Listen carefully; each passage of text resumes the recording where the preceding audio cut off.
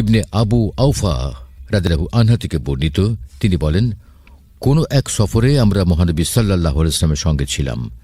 মহানবী সাল্লাল্লাহু আলাইহি ওয়াসাল্লাম এক ব্যক্তিকে বললেন, সাওয়ারি থেকে নেমে আমার জন্য ছাতু গুলিয়ে আনো। সে বলল, ইয়া রাসূলুল্লাহ, সূর্য এখনও ডোবেনি। তিনি বললেন, সাওয়ারি থেকে নামো এবং আমার জন্য ছাতু গুলিয়ে আনো। তারপর সে সাওয়ারি থেকে নেমে ছাতু গুলিয়ে আনলে তিনি তা পান করলেন এবং হাতের ইশারায় বললেন, যখন দেখবে রাত এদিক থেকে ঘনিয়ে আসছে, তখন বুঝবে সাওম পালনকারী ব্যক্তির ইফতারের সময় হয়েছে। জারির রাদিয়াল্লাহু আনহু এবং আবু বকর ইবনে আয়াশ রহমতুল্লাহি আলাইহি ইবনে আবু আউফা রাদিয়াল্লাহু আনহু থেকে অনুরূপ হাদিস বর্ণনা করেছেন। তিনি বলেন, কোন এক সফরে আমি মহানবী সাল্লাল্লাহু আলাইহি ওয়াসাল্লামের সঙ্গে ছিলাম।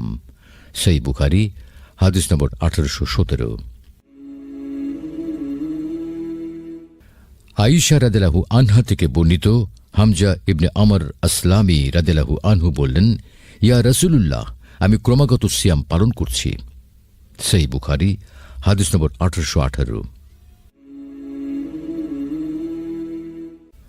মহানবী সাল্লাল্লাহু আলাইহি ওয়াসাল্লামের স্ত্রী আয়েশা রাদিয়াল্লাহু আনহা থেকে বর্ণিত যে, হামজা ইবনে আমর আসলামী রাদিয়াল্লাহু আনহু অধিক সাওম পালনে অভ্যস্ত ছিলেন। তিনি মহানবী সাল্লাল্লাহু আলাইহি ওয়াসাল্লামকে বললেন, আমি সফরেও কি সাওম পালন করতে পারি? তিনি বললেন, ইচ্ছা করলে তুমি সাওম পালন করতে পারো, আবার ইচ্ছা করলে নাও করতে পারো। সহিহ বুখারী হাদিস নম্বর 1819। ইবনে আব্বাস রাদিয়াল্লাহু আনহু থেকে বর্ণিত যে, রাসূলুল্লাহ সাল্লাল্লাহু আলাইহি ওয়াসাল্লাম সাওমের অবস্থায় কোন এক রমজানে মক্কার পথে যাত্রা করলেন।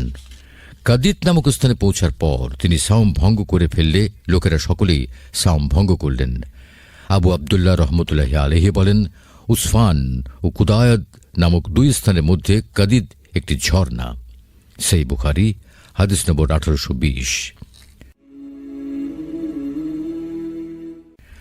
আবু দারদা রাদিয়াল্লাহু আনহু থেকে বর্ণিত, তিনি বলেন, কোন এক সফরে প্রচণ্ড গরমের দিনে আমরা মহানবী সাল্লাল্লাহু আলাইহি ওয়াসাল্লামের সঙ্গে রওনা হলাম। গরম এত প্রচণ্ড ছিল যে প্রত্যেকেই নিজ নিজ হাত মাথার উপর তুলে ধরেছিলেন। এ সময় মহানবী সাল্লাল্লাহু আলাইহি ওয়াসাল্লাম এবং ইবনে রাওয়াহা রাদিয়াল্লাহু আনহু ছাড়া আমাদের কেউই সায়েম ছিল না। সহিহ বুখারী হাদিস নম্বর 1821। জাবির ইবনে আব্দুল্লাহ রাদিয়াল্লাহু আনহু থেকে বর্ণিত, তিনি বলেন, রাসূলুল্লাহ সাল্লাল্লাহু আলাইহি ওয়াসাল্লাম এক সফরে ছিলেন। হঠাৎ তিনি লোকের জটলা এবং ছায়ার নিচে এক ব্যক্তিকে দেখে জিজ্ঞাসা করলেন, এর কি হয়েছে? লোকেরা বলল, সে সাইম। রাসূলুল্লাহ সাল্লাল্লাহু আলাইহি ওয়াসাল্লাম বললেন, সফরে সাওম পালনে কোনো নেকি নেই। সহিহ বুখারী হাদিস নম্বর 1822।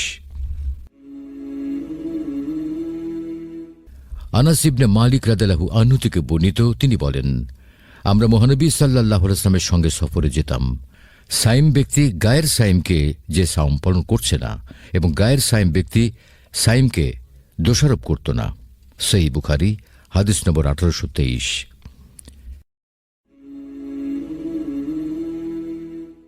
ইবনে আব্বাস রাদিয়াল্লাহু আনহু থেকে বর্ণিত, তিনি বলেন, রাসূলুল্লাহ সাল্লাল্লাহু আলাইহি ওয়াসাল্লাম মদিনা থেকে মক্কায় রওনা হলেন। তখন তিনি সাওম পালন করছিলেন। উসফানে পৌঁছার পর তিনি পানি আনার জন্য আদেশ করলেন। তারপর